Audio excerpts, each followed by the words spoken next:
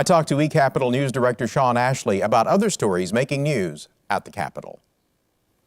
Sean, the Senate has approved a plan to fund Capitol repairs through a bond issue. Tell us about that. That's correct. A little less than a week after that bill originally passed the Senate Appropriations Committee, it was heard on the Senate floor on Thursday and passed by better than a 3-to-1 margin.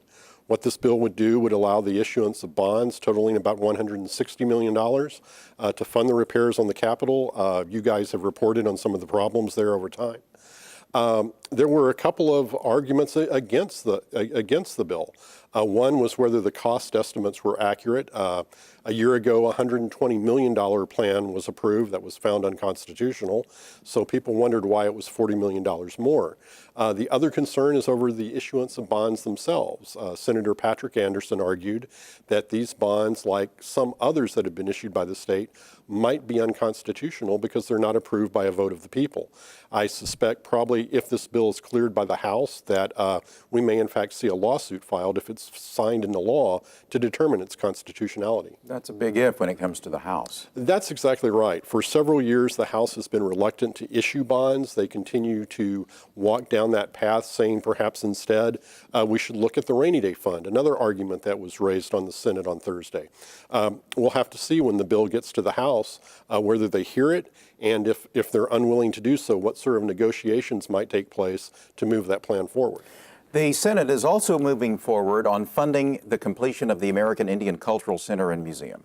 That's correct. This past week, a bill passed the Senate Appropriations Committee again, which calls for $40 million from the Unclaimed Property Fund to be used to finish the facility. What that would do would be to allow the private funds that have been pledged, another $40 million, to be tapped to help finish off that facility. This is a project that's been in the work for nearly 10 years. It's partially constructed, but not finished, and that $80 million is needed to finish that project. What's the latest on tax cuts? This past week, once again in Senate Appropriations, perhaps the most busy committee of the week, essentially Governor Mary Fallon's plan was approved, a 0.25% reduction of the top individual income tax. However, this bill strays from the governor's proposal in that it includes an offset or an effort to recapture some other tax revenue to reduce the amount of the overall tax cut, the overall tax cut's impact on state revenue. What that does is partially eliminate some itemized deductions that individuals take in the state. Sean Ashley, News Director at eCapitol. Thank you. You're very welcome.